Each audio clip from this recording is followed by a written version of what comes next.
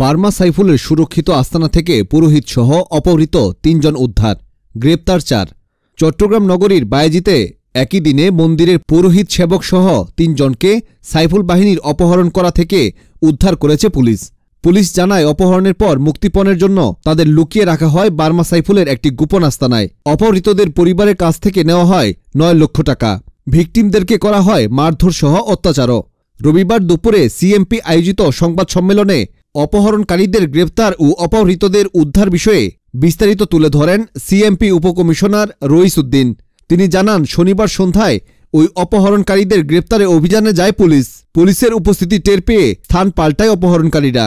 তবে সেখানেও উপস্থিত হয় গোয়েন্দা পুলিশের একটি দল। এরপর ভিকটিমদের উদ্ধারের পাশাপাশি গ্রেপ্তার করা হয় ৪ অপহরণকারীকে, যারা সবাই শীর্ষ সন্ত্রাসী বার্মা সাইফুলের ক্যাডার।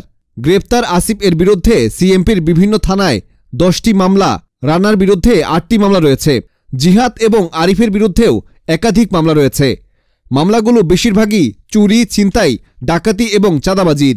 তারা পেশাদার অপরাধী এবং তাদের সবার বয়স ২৩ থেকে ২৪ বছর।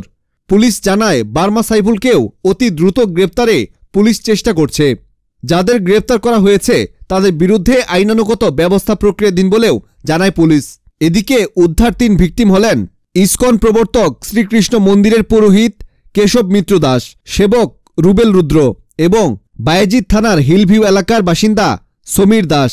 বায়েজিদ এলাকাবাসী সূত্রে জানা গেছে, ৫ লাইশ ও খুলশি ৩ এলাকাতেই বার্মা সাইফুল একটি আতঙ্কের নাম দাঁড়িয়েছে।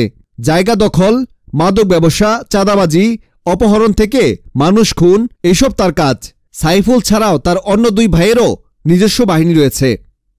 গতকালকে রাত আনুমানিক ৭টা ৩৫ দিকে ৫ লাইশ থানাধীন পলিটেকনিক মোড়ের শ্রম কল্যাণ কেন্দ্রের পেছনে একটি বাগানের ভিতরে হাত পা বাঁধা অবস্থায় ৩ জন অপহৃত ভিকটিমকে আমরা উদ্ধার করেছি। এই অপহরণের সাথে জড়িত মোট ৪ জন অপহরণকারীকেও আমরা গ্রেপ্তার করতে সক্ষম হয়েছি। এই সময় অপহরণ কাজে ব্যবহৃত ৫টি মোটরসাইকেল জব্দ করা হয়েছে।